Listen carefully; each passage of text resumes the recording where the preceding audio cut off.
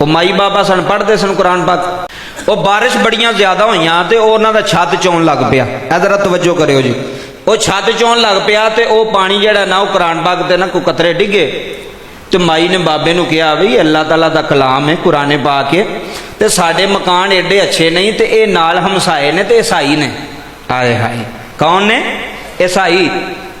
तो माई बाबे नूं कहन लगी इंज कर तू मैनूं कुरान पाक ला के दे तो इन्हां दे मकान नहीं चाहुंदे साढ़े तो चाहुंदे पे ने, हो सकता अल्लाह का कुरान है गिला ना हो जाए बेअदबी ना हो जाए तो मैं कुरान पाक इन्हां दे घर दे देनी आ तो जदों सुबह बारिश रुकेगी तो वापस ले आवांगे।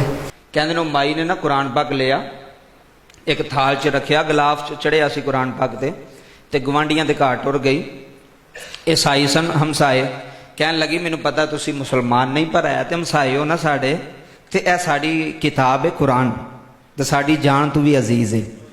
असीं इहदा बड़ा अदब करने तो साडा कोठा चो पिया है छत पे चौंदा है तो असीं कहने कि कुरान पाक गिला ना हो जाए तो अज रात तुसी रखो तो सुबह बारिश रुकेगी तो मैं थोड़े को वापस ले लाँगी। उन्हें कहा बाजी गल ही कोई नहीं।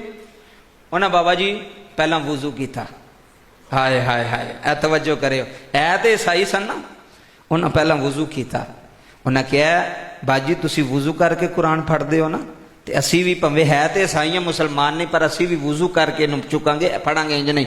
उन्हें बाबा जी वुजू किया। वो माई अपने घर टुर गई मुसलमान। तवज्जो करी यार ये माई तो बाबा जिहड़े ईसाई सन ना ये सोची पै गए भी घर विच किहड़ी जगह ऐसी है जिथे कुरान रखीए जिथे अल्लाह दा कलाम रखिए। ज़ालिकल किताबु ला रैब फीह हुदल लिल मुत्तकीन अर्रहमान अल्लमल कुरान खलकल इंसान अल्लमहुल बयान। सुनियो एक कुरान किथे रखिए?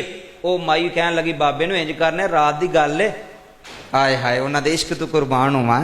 सादे सन ना लोग पहले सादे लोग सन बड़ा अदब करते सन मुहब्बत तो कुर्बान। माई कहन लगी बाबे नूं साई सन इंज करने अद्धी रात तक ना कुरान थाल च रख के सिर ते खलो के मैं खलोती रहनी आ।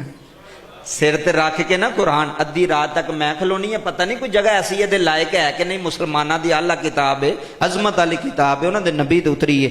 तो जदों मैं थक जागी फिर तेनों आवाज़ मारांगी तू सुता होवेगा तू उठी वुजू करी तो फिर तू चौक के खलोता रवी। आए हाय अज कुरान नूं समझिया ही नहीं मुसलमान। कुरान की अजमत नूं जानिया ही नहीं। कुरान किड्डी वड्डी किताब है। बाबा जी ईसाई माई ने ना वुजू करके ना अद्धी रात तक कुरान सिर ते रखिया ते खलोती रही। अद्धी रात गुजर गई। उन्हें अपने खामद नूं हिलाया भी उठ हुण मैनूं नींद आई है। उहदा खामद बाबा जी उठिया उन्हें कुरान पाक सिर ते रखिया। सुभान अल्लाह।